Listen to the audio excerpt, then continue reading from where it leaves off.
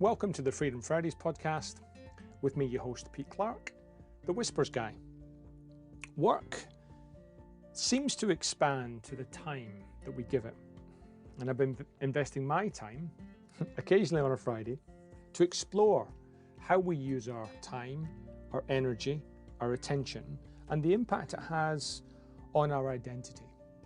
I've been exploring over season 1 some of the mindset shifts in the handcuffs of I have to the freedom of I choose to. And I've shared some conversations, some tips, some tools about how you might want to invest your own time, your own energy, your own attention, how you might want to, if you choose to, make some changes to your identity, how you might have freedom from I have to and design a life around I choose to. If that's of interest to you, then this is the podcast for you. Welcome to this week's edition of the Freedom Fridays podcast. I'm Pete Clark, your host, and this week I have a relatively new contact, and we've only known each other, I would say, weeks, if not days. But his backstory is quite interesting. I thought you would like to hear it. So first of all, please welcome Calvin Chilchik to the show. Thanks, Pete. Thanks for having me. You're welcome. Calvin, before we dive into all the sort of strands that we've kind of talked about offline, maybe just to give the listeners a bit of a sense of why I thought it would be interesting to talk about your stuff is what is your story? How did you come to be here? Yeah, so I mean, currently, where I'm at is I run and I'm the club head of a business called the Club of United Business. And what we are is a members club for entrepreneurs. We got close to 1,000 members at the moment across Sydney and Melbourne.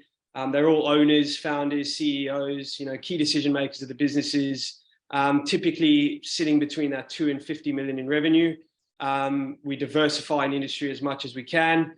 And I guess what we do is we actively facilitate relationships between our members through a number of events and forum type scenarios. But fundamentally speaking, we're a community of entrepreneurs all coming together to be around others who are cut from the same cloth, obviously building good organic relationships of that nature over time, and letting pockets of opportunity fall as a byproduct of that. What is my story and how did I get to be running that business? I mean, to take it right back to I think, what was the most pivotal kind of moment in my life was coming from South Africa. So I'm born and raised in South Africa. Moved here to Sydney when I was about 14.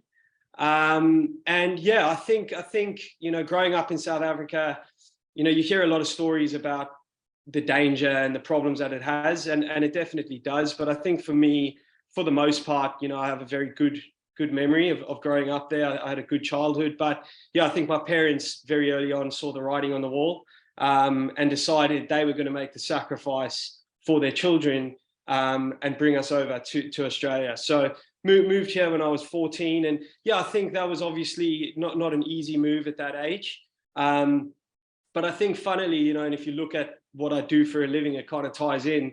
I was always good with people. That was always a strength of mine. And so I was able to build friendships and relationships coming here pretty quickly, moving into high school. I don't remember it being a hugely daunting thing for me. And yeah, I guess, throughout high school was never an academic guy. That was never my thing. And never actually thought of myself as a business guy either. That wasn't something that I aligned to in the I guess in my teens and probably even early 20s. I found myself more leaning towards the creative side of things. I played music growing up, and I actually thought that was the kind of route that I was going to go down. And I guess finishing high school, because I wasn't academically inclined, I guess I was a little confused as to what to do with myself. And so after a bit of travel and, I took a bit more time than the majority of my friends to decide on what I wanted to do, but eventually did decide to go and study music for a little while. Which, yeah, it was, it was enjoyable, and I had my fun with it. But I think I realized pretty early on that wasn't going to be something that was going to allow me to be successful. I don't think I was talented enough to be successful as a musician. And so, yeah, left the music university after about a year and a half. And then finally decided, you know what, I'm going to do what everybody else is doing. I was already probably 2 or 3 years behind most of my friends at that point, and decided to go and study business. And I think very early on, I could just tell it wasn't something that I excelled at. As I said, high school, never excelled in academics, same thing in university. And actually about 6 months into my degree, decided I was going to go and study abroad in America for 6 months. And I mean, that was an amazing experience, obviously doing the college route in America. I mean, it pretty much is what you see on TV. And I had a lot of fun there, built some good friendships and relationships over there. And I was there on my own for 6 months. So really got to, just travel the country and do my thing. And I think what I realized while I was there was, again, university's just not my thing. So upon getting back, decided I was going to drop out. And dropping out at that point, I mean, I was not young. I think I was 23 at the time. And that was That's young. Yeah, well, yes, young, but I guess I had friends who were finishing their degrees and starting their careers and, starting to make money. And I was now, 4 years behind everybody. And at that time, it becomes pretty scary. And you almost get perceived as, a bit of a drop kick, I suppose. You don't know what your path is. You don't know what you're going to do. And I didn't know what I was going to do at that time. And yeah, I think it's interesting how serendipity works sometimes, and certain moments happen that really just change the course of your life. And what that moment was for me was coming back from America after dropping out of university, running into a friend of mine on New Year's Eve who at the time was running a retail company. They had 5 stores at the time. It was a toy retailer. And I was telling him my story, I've just come back from America, I've dropped out of university, not sure what I'm going to do. And he just said, why don't you just come work, behind the till for a little while in one of the stores, just to make a bit of cash until you figure out what you're going to do with yourself. So, I needed the money. And so I said to myself, yeah, no problem. And went and started working there. So just as a general shopkeeper, the store was in Top Ride. And a couple months into that, I ran into these guys again, the guys who were running the company, and we were on a night out, and we had a few drinks, and the CEO of the company and the founder of the company said, we started having a conversation about me doing a little bit more, coming in and doing, some operations. And I think at that time he was at 5 stores, but he was an exceptionally talented guy. And he was really looking to grow that business into something special. And he was looking to implement things into his business that he didn't have the time to do. And so we kind of got along that conversation, and the night happened. It went nowhere.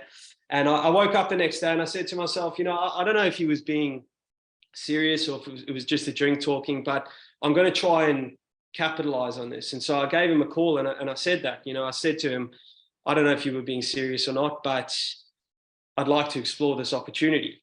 And he said, no problem. So we met up, I think it was the next day, for a coffee.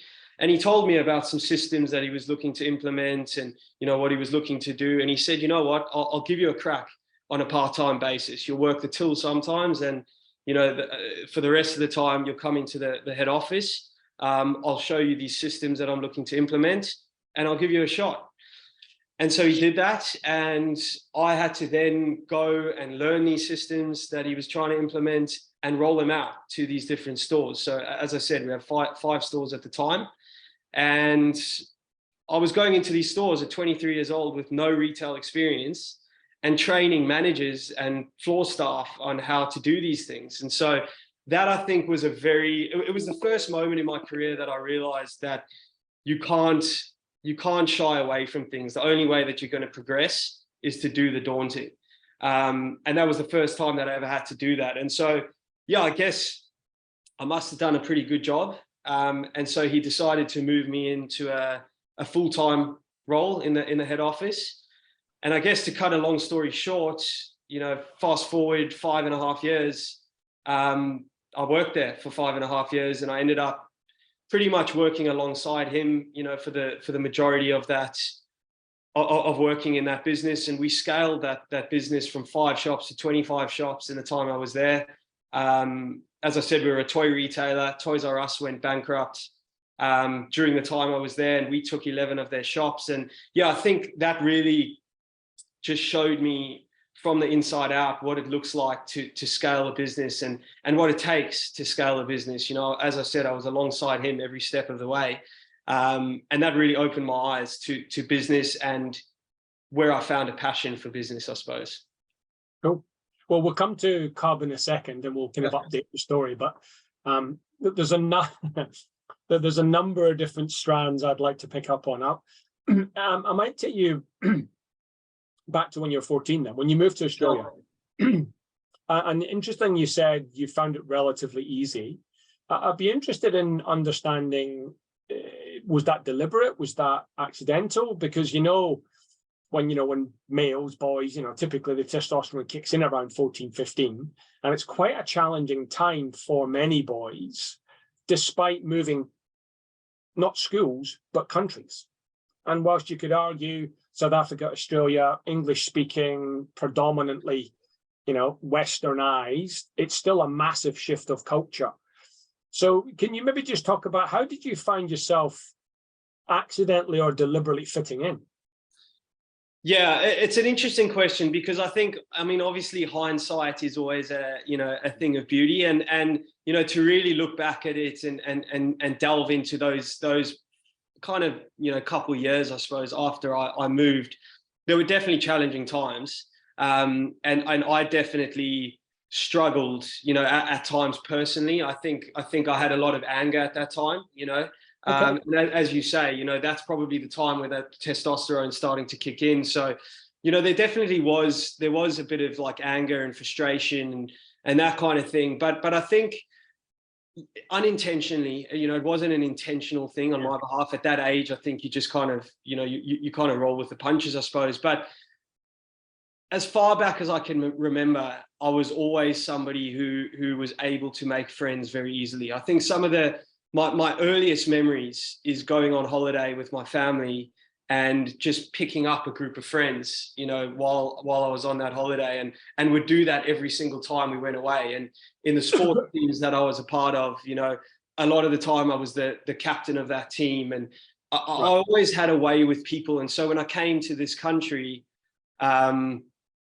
was lucky in that I had a bit of a network here already. My uncle was living here before, and he knew some people my age and had introduced us. And so I just think I was able to integrate with the people that I met pretty quickly. And I think that's just a byproduct of who I am as a human being. Yeah. Have you got siblings, Calvin? I do, yeah. I've got a younger brother and a younger sister. Right, so you're the oldest. Correct. You're the firstborn. Correct. Very typical characteristics of a firstborn, I have to say. So I've been told, yeah. Yes. So I guess, we're both a long way from being 14, but on reflection, do you remember what you were angry at or with on reflection? I think it, I don't know exactly what it was. I think there was a big difference in the people that I was surrounding with myself with here, compared to my group in South Africa. And I was very close with my friends in South Africa. That was very difficult to leave them, and that was quite emotional when we said that goodbye. And I think that frustration stemmed from that. Just the group of people that I was now surrounded with at that time was very different. And I actually, to be honest with you, for a long time felt like I didn't fit into my group of friends. Although I had a very big and strong group of friends, I always felt like I was a little bit different, and found myself connecting with other groups of friends. I've always been a person I've got friends in America, I've got friends in Melbourne, I've got friends from the North Shore, I've got lots of different groups even to this day. And I think that's where it started, because I didn't necessarily feel like I fit into that group that I was put into.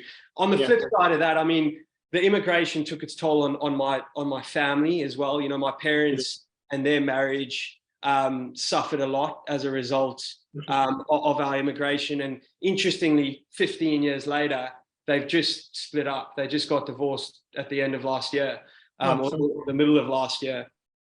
And there's no question that, you know, the immigration initially was what was the kind of catalyst for it. Right. And so I think that, you know, seeing that and seeing how much they struggled at that time caused frustration in a young guy. But yeah, it's hard for me to pinpoint exactly what it was. Yeah, interesting. And you mentioned the music side. A slight aside on this, it's probably a myth, right? But I love the myth. You might have heard this. Apparently, Chris Martin, who is the lead singer of Coldplay, as you probably know, his father was at a dinner party, and somebody asked him about his family. He said, "I've got 2 sons." "Oh yeah, tell me about them." He said, "One's an international banker and the other's an international rock star." And the person then asked, "Oh, right, which bank?" Whereas I think most of us would be going, "Who's the rock star? Who's the rock star?" Yeah. So again, I don't know if that's probably a myth, but I think it's a lovely example of, you know, sometimes the music industry, the kind of rock star thing, it's this kind of like separate, but on this pedestal. How do you make that? It's either nothing or international rock stardom. I don't want to ask you about that. I'm interested in how, because I'm connecting that with, you probably remember the Steve Jobs commencement speech, where he talked about you're only really able to connect the dots backwards. How do you see the music that you got involved in, your love of, or your experimentation with music? How do you see it helping you now? Yeah, it's a good question. That, I think it's a very good question, and I've never actually pieced this together, but it makes a lot of sense. I think repetition, you know, in order to learn, well, there's 2 things. It would be repetition and creativity, but in order to learn an instrument and learn it well, it takes a lot of repetition. There's you know, you got to do things over and over and over and over again, and only then do you get good at it. And I think when I look at business now, and I think that particularly the skill set that I'm strongest at, which is sales, the only way you really get good at sales is through repetition as well. You know, repetition of meeting people, repetition of process, all those types of things is how you kind of hone your craft. And yeah, I think there's a link there when it comes to learning an instrument. And I mean, I picked up the guitar at 10 years old and I still play it to this day. So, you know, a lot of people give up when they try and learn an instrument. I never did. And I think that kind of, relates in a little way to business. But then I think also creativity, you know, without question, like, business takes creativity, entrepreneurship takes creativity. And I love that part of business. I love being able to be creative and, you know, workshop through problems. It's probably my favorite part. So I think there's probably an interconnection there as well. Okay. You said earlier on, kind of going through uni and then, you know, working for the toy retailer, you didn't see yourself as a business guy. You obviously do now. Do you remember the moment when that switched? Because obviously when you use language like, I didn't see myself as a business guy, that's an identity question. But you obviously do now. And it could have been a moment, but there's probably a kind of moving towards and then a flicking and then a moving further towards. Do you remember anything that happened that was the trigger or the catalyst for you now seeing yourself as a business guy? Yeah, 100%. I mean, I didn't see myself as a business guy in university, and I didn't see myself as a business guy in the early stages of that retail business. And there was pretty much a moment and a distinct moment where I realized that I am a business guy. And what that moment was actually the understanding that the skill sets that I possessed, I always knew that I had skills when it came to people. I always knew that was something that I was very good at. But I didn't know that was something that applied to business. And when I realized that, And I realized I was good at managing people, and I was good at building relationships, and I was resourceful, and I could handle numerous tasks going on at the same time. You know, all these things that like almost put me into the wrong bucket in high school and university. I then realized, wow, these things do apply to business, and they apply in a big way. And they actually aren't things that can be taught. Once I realized that, I actually became very passionate about business and entrepreneurship. And without doubt, I mean, that was the moment. Yeah, interesting. And you know, you might or might not agree. I would argue most of business is about people. It's everything. It's everything. It's probably mostly, and I would probably challenge the idea that it can't be taught. Only because I've built a career on doing that. Now, I would argue, probably a bit like you know, can you become an expert without the repetition and the discipline and the practice? No, you certainly don't become competent at it just by knowing it. But there's certainly ways, and it's a lot about, you know, you said you went into the retail and you ended up as a 23-year-old teaching the retail staff what to do. And there's partly a doing of it that builds that muscle. So it's interesting you remember the moment where you kind of shifted identity. Yeah, without question. And it wasn't gradual either. You know, it was just kind of like, I can do this, and I enjoy doing this. I think that's what it was. It was I can do this, and I enjoy doing this. And sorry, on that, do you remember what changed from one day? So obviously with the identity shift, that's normally an internal thing. Did you recognize anything outwardly that changed the day before and the day after? Well, yeah, it was effort and output, because now I had something to be ambitious about.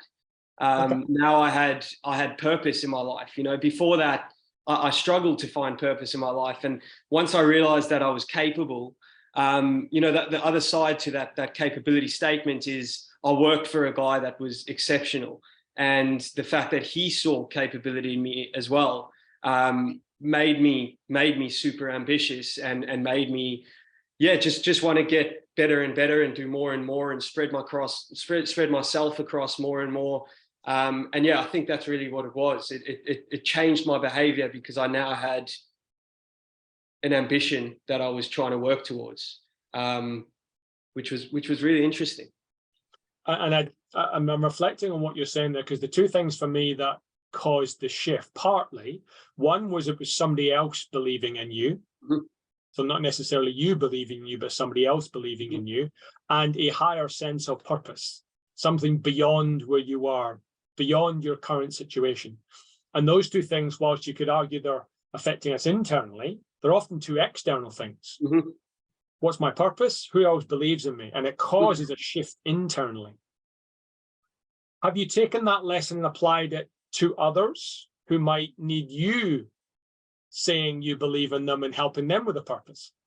Yeah, 100%. I mean, I think, and obviously we'll get on to, you know, where I am later in the conversation, but, you know, I now have a team of 5, soon to be 7, and I know how beneficial having that person was to me, and how much knowledge and experience he imparted into me. And it's something that I love doing as well. It's probably something that I could put more effort into, you know, sitting with my team and, you know, trying to mentor and guide and things like that. I don't think you can ever do enough of that. But it is something that I love doing. I mean, I don't ever want anybody to feel like they can't come to me and ask me questions and, you know, sit down and brainstorm and, you know, and not to say that I'm always right. You know, a lot of the time I won't be right, but yeah, without question, like thinking of myself in the capacity that he was to me, is something that excites me in a big way. Yeah. So let's, you know, catapult to today then. So you're an owner in this business, but you also are running part of this business. Do you see them as complementary or antagonistic? And either way, how do you navigate those two strands effectively? Yeah, so it's been a really interesting transition for me, because I mean I became a partner in the club and in the business about 1.5 years ago, and prior to that, you know, I was a sales guy. I always I've always, since starting in that toy retailer, treated the businesses that I worked in as my own, and I always felt like that was a route to get to where I wanted to get to. Yeah. But when it becomes your own, it's a very different thing. And so Calvin, I'm just going to interrupt you for a second. How is it for those that are owners, or for those that aspire to be owners, that switch happens? How is it different? Yeah, so where it's different is, I mean, all of a sudden, firstly, you've got a lot more pressure, and obviously, the people who've given you that opportunity expect a lot more of you now. These are people, and I'll talk about Daniel, who's the CEO and the founder of our club. He's built this business from the ground up. He's put his life and soul into this, and he works endless amounts of hours to make this something that's successful. And now he's given me a part of that, and so the expectation from him is very high, and so it should be. And so that's the one side of it. But the other side of it is, like, all of a sudden, you're now expected to be perceived as a leader. It's all on you. And what I learned very quickly is you can't be given the title leader. You have to earn that title. You can have a team that are supposedly supposed to be working under you, but until you've proven yourself to them that you're the leader, they're not going to view you as the leader. And so that was a very interesting transition for me, to understand what that means and what that looks like, and what you have to do to achieve that and to earn that level of respect from your team.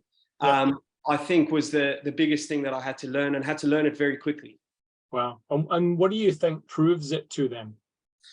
Well, what proves it to them is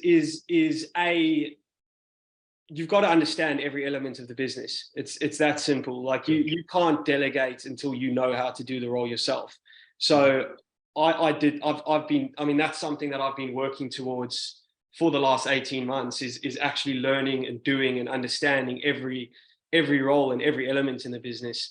Whereas before, I'm pigeonholed as a sales guy, and it's like, well, nothing else matters. Now everything matters. So there's that. But then it's also the ability to I think, absorb pressure from the top and not relay that onto the rest of your team. And stay calm, when things are going wrong, or if people do have problems, or you're running a certain element of the business and it doesn't happen the way that you hoped it would happen, or that the team would hoped it would happen, and you stepping up to the plate, and taking the hits when you need to take them, and being there for people. People go through things in life, outside of work, personally, and just supporting them and having them know that no matter what, they're supported, and they have the backing of the business and their leadership team. I think those are the things that you need to do in order to earn respect. And just work ethic, working hard. You can't expect people to work hard if you don't work hard. So you've got to lead by example as well. It's not all about being vocal and telling people what to do. It's about showing them that you're in that position for a reason, and why are you there? It's because you've done the work and continue to do the work to be there. So these are the things that I've learned, but I'm very early on, I look forward. I look forward to learning a lot more as the years go on. I've got one question that I'm going to bring back to your previous experience with the toy with it. I want to pick up on you. I'm just interested in your distinction around working hard. Mm-hmm. No disagreement from me.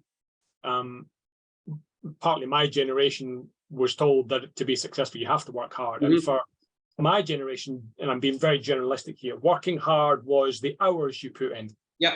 So if I did 10 hours a day and you did 9 hours a day, I'd be working harder than you. Yeah. That's the perception. I'm not sure that's the case anymore.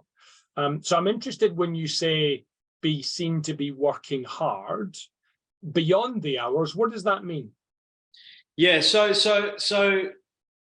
to your point, I don't believe that it's about hours at all, in any way, shape or form. There's people that can do more in 3 hours than others do in 12 hours. So, sitting in an office for 16 hours a day doesn't mean that you're working hard. It just means that you're sitting in the office for 16 hours a day. I guess what I perceive as working hard is focusing in on every area that needs improvement and making it conscious to the team that you're working on improving that for the betterment of everybody and for the business. And if the business does better, we all do better and our lives are better. And making it known that you're putting in that effort to improve things so that we can all improve. I think it's also about showing people, or not even necessarily showing people, but making the effort to strengthen yourself in areas that you might not be so good at. I think, and I see this a lot. Obviously, I work with business owners every day, and I see how frustrating business owners can be to their team sometimes, because the entrepreneur of nature is a person who's all over the place. They got a lot of energy, they got a lot of ideas, but their organization sometimes, or a lot of the time, can be very, very, very weak or very poor, and it's not something that's focused on. I don't think that's actually fair to your team, and I've been on the flip side of that. And I'm not somebody who's naturally organized and strong at those kinds of things, but the effort that I put in to be organized for the sake of my team so that they can do their job better is me working hard so that everybody else can put in good work as well. So I think it's things like that. It's not, as you say, the traditional sense of, I'm in here at 6 a.m. and I leave at 9 p.m. It's not that. It's just putting in a necessary effort to improve the as you know, Calvin, I work with a lot of corporates, and because most of them are employees, often the language that gets bandied around is, whether it's your function or your team or whatever, whatever context it is, the language that gets used is, well, you should run it like it's your own. The money that you're investing on behalf of the business, that you should pretend that it's your own. You should run it like it's yours. Now, I question that sometimes in my head, because you and I work with entrepreneurs that have got, their owners, it's theirs. But boy, you've got such a contrast of really good owners and really terrible owners. So what would be your advice, if there's any advice to share out here, despite the language that gets used, run it like it's your own? What do the best owners do that would apply to? Because it's not just the ownership for me that makes the difference, because we look at ourselves in our own health, our own mental well-being, our own body. We're given that at birth. We don't look after it. Now I'm an owner of a business, and some great owners and some not so great owners. Any advice in that sense? Yeah, I mean, what I would say is being conscious of the way that your personality affects the people that are around you. Going back to my earlier points, the majority of entrepreneurs that I know are very eccentric, like people-driven, sales-focused, disorganized in a lot of ways. And I think when you've got people working for you, they won't necessarily bring that up with you, because definitely not. They're not going to do that. You're their boss, inverted commas, and they're not going to bring that up. But it can be a very, very frustrating thing for your team to have you not acknowledge organization or time or meetings that they've booked for you, or just things like that. Just being conscious of how your personality can affect the team around you. And that again is going to create a good level of respect, because you're showing empathy. You're showing empathy, and whilst it might be a struggle for the majority of entrepreneurs to do that, I think it's very important, because you lose touch, you lose the connectivity if and you could almost create a sense of resentment between your team and yourself if you're not being conscious of the way that you act and how it affects them. And it probably goes beneath the surface too. It's probably not expressed. Exactly right. Where it is expressed is between your team. Yeah. And that's not a good scenario. You don't want your team speaking negatively about you behind your back.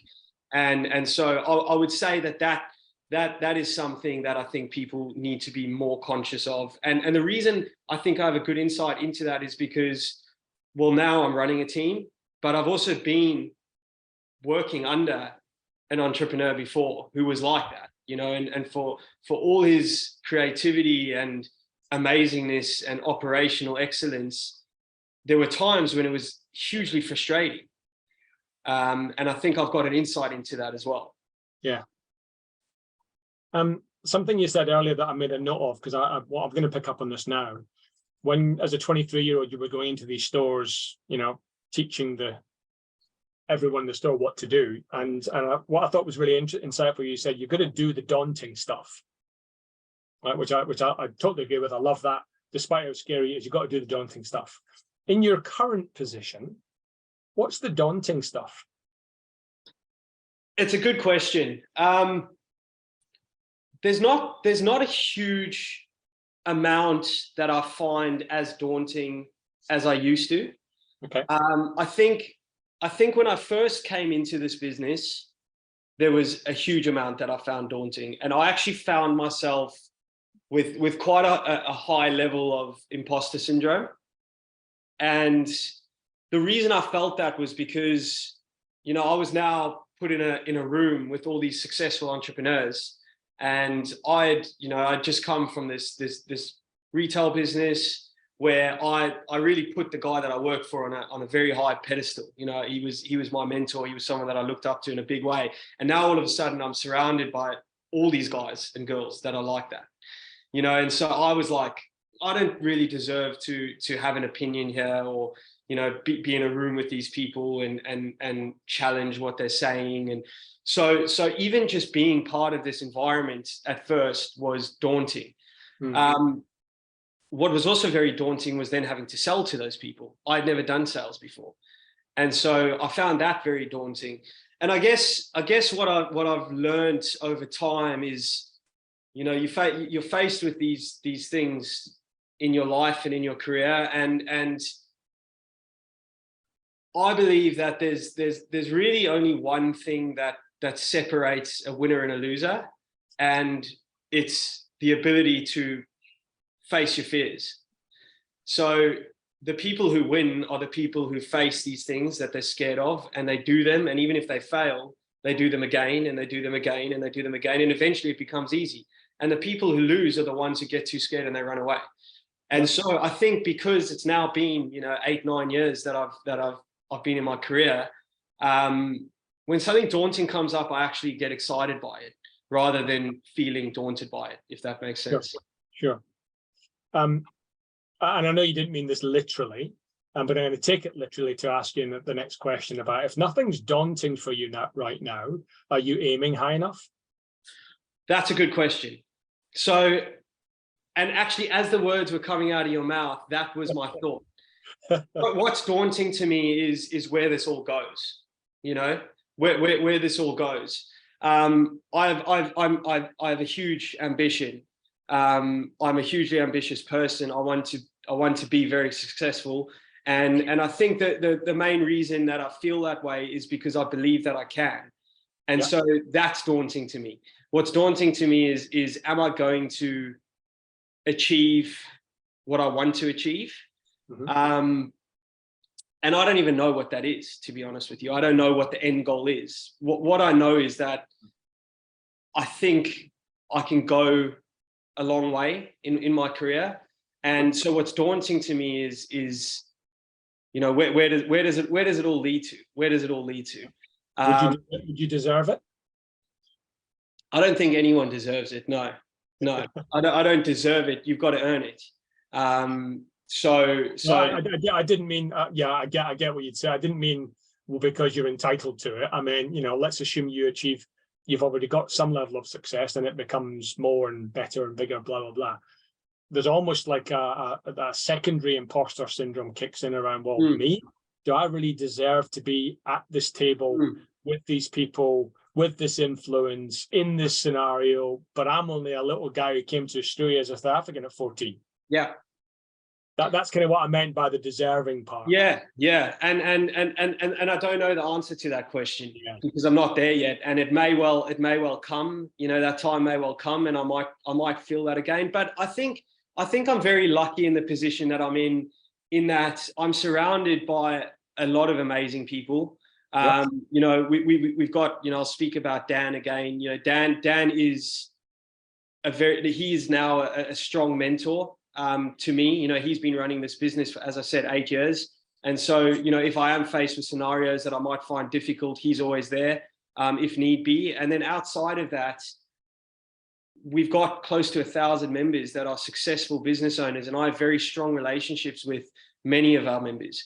And so to be able to be part of something like that and have this type of a conversation on a day-by-day basis with many different people that are successful, I think allows me to almost foresee that type of a problem, because people are giving me such good advice before it comes, if that makes sense. Yeah. Do you have any sense of clarity about what you're ambitious for? Yes, I do. I mean, whenever I speak about my ambition and where it stems from, it's two things. It's number one, as I said before, belief in myself. I've come to a point now in my life where I do have a very strong belief in myself. And I think if you believe in yourself, you know, whether you are capable or not, that's yet to be seen. But if you believe that you can and you don't give it everything you've got, then you've wasted your life. The other side of where the ambition stems from is the sacrifice that my parents made for me. Yeah. By bringing me here. There was a lot that went on, you know, in the years post immigration, as I said, with regards to my parents' marriage and, you know, finances and all that kind of stuff. And I saw it all. I was old enough to know what was going on. And I know that they sacrificed all of that, you know, their parents passing away in a different country.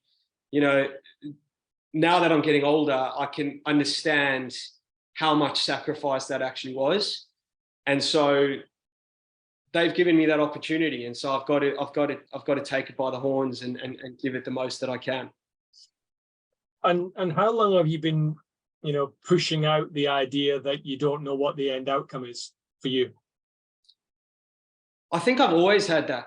I've never. You know, what I mean is, because I hear people say a lot, people who believe in themselves, who want to do it for a sacrifice, for all this different, that's the fuel that gets us up in the morning, out and about, etc., etc. But when asked, and maybe it's private, which could be the case, what is your ambition? I think you said, well, I don't know what the end outcome is yet. Is that because you won't settle, because who knows? Or if you did settle on a thing, a number, an event, whatever it was, would there be a fear that kicks in? I think there would be a fear if I settled, without question. I'm a very ADD type person, and I think that would scare me. But then the flip side of that is, like, you know, there is a perception in my mind of what that success looks like. Yeah.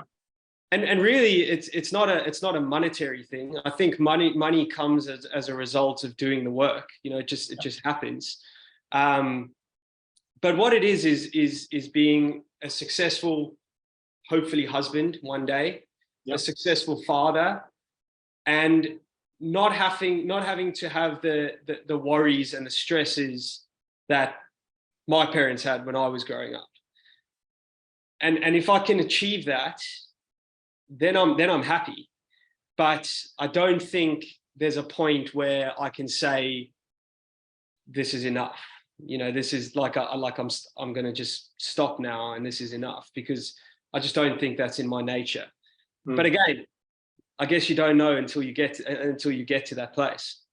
Well, I am a husband and I am a father, and it's not about necessarily the numbers, and I don't mean financially, but it's never enough, because there's always tomorrow. There's always something else to navigate. There's always something else to overcome in that relationship with your partner and with the kids, because as the kids grow through the different stages, they require different things. So it's fascinating. And maybe just as we maybe close off the conversation, Calvin, it's something I I'm keen to pick up because I lost my father when I was 10, and I grew up as an only child, so I had no immediate in the home role model to do this, don't do that. Whereas your story is your dad, I believe, was a professional footballer, and possibly relatively known in certain communities. What's it like growing up in that shadow? Yeah, I think a lot of what I got from my dad was competition, and the competitive nature, and the not settling for coming second. He always used to say, if you're not first, you're last. And he wasn't, I mean, he coached, when I was growing up and playing soccer and, all that kind of stuff. He was always our coach, and he was very much, he wouldn't settle for second, and he wouldn't hold back if he thought you weren't good enough. He would tell you weren't good enough, and he would tell you straight. And so I think that is something that I've taken on my entire life. Right. Competition is a big part of who I am. I'm a very competitive person.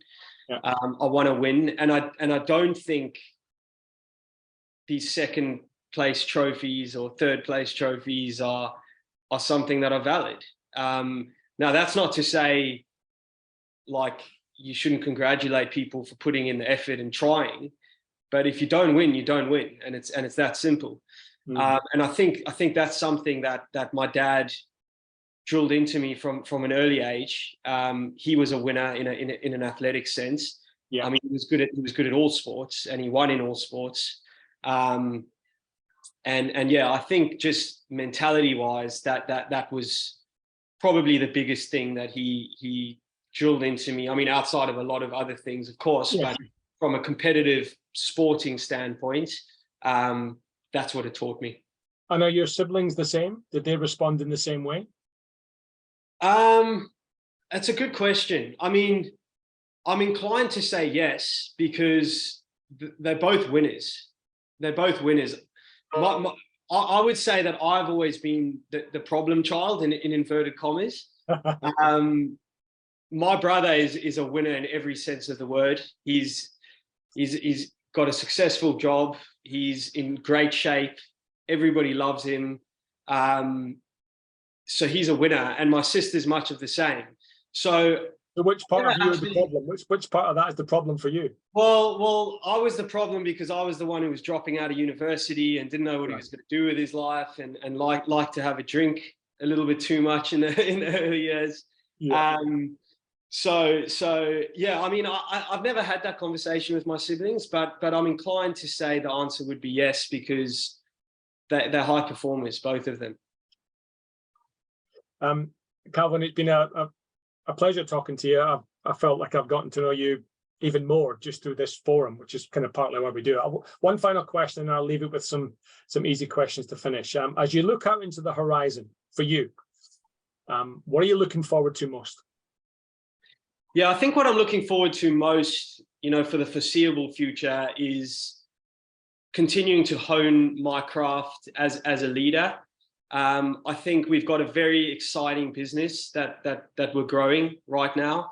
We're getting to that point where we're really primed for scale and some exciting, innovations that we're starting to bring into the business. And for me to be able to be a part of the leadership team that grows that, we truly believe that we're going to grow this business into something special. And I'm very excited to see where that goes. From a personal point of view, as I said, making the business that I'm responsible for a success, making sure that my team is happy and successful as well.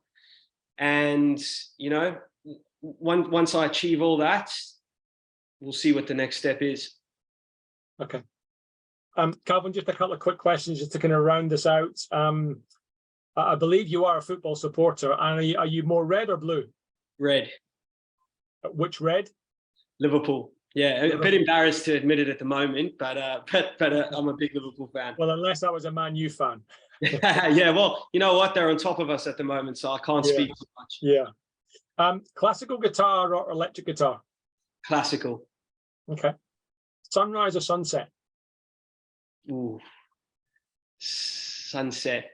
Okay. City or country? City. And now, as a South African, I'm going to make a big assumption here. When Australia are playing New Zealand, who would you support? Australia. I actually support Australia when they play South Africa, to be honest with you. Right. Why? Reason being, yeah, I'll give you an insight into that. Australia has given me an amazing life, and I find it very difficult to not support a country that has given me such an amazing life. I'm Australian. I have an Australian passport, and I actually find it a bit disrespectful from my point of view to not support them. So that's my reason. Okay. Fully confessing to still being a Scot and wanting the Scots to beat everyone, right? Despite that. Fair enough. No, fair enough. One final question, Calvin. Given what Australia's given you, if there was one maxim you'd hope everyone could live more of based on what Australia has given you, what would it be? Freedom. Freedom. I mean, you grow up in a place like South Africa, you're not free. And I think when you realize that, it's pretty confronting. And that's what this country has given me. Which sounds like, it's almost like I paid you to say this, but that sounds like a perfect way to finish a Freedom Fridays podcast. That's it. There we go. Calvin, so thank you so much for your time. Probably more importantly, thank you for sharing some of the vulnerable stuff, some of the insightful stuff, and I look forward to connecting with you more often at Cup. No, absolutely. Really appreciate it. I've really enjoyed it. And thank you very much for having me. You're welcome.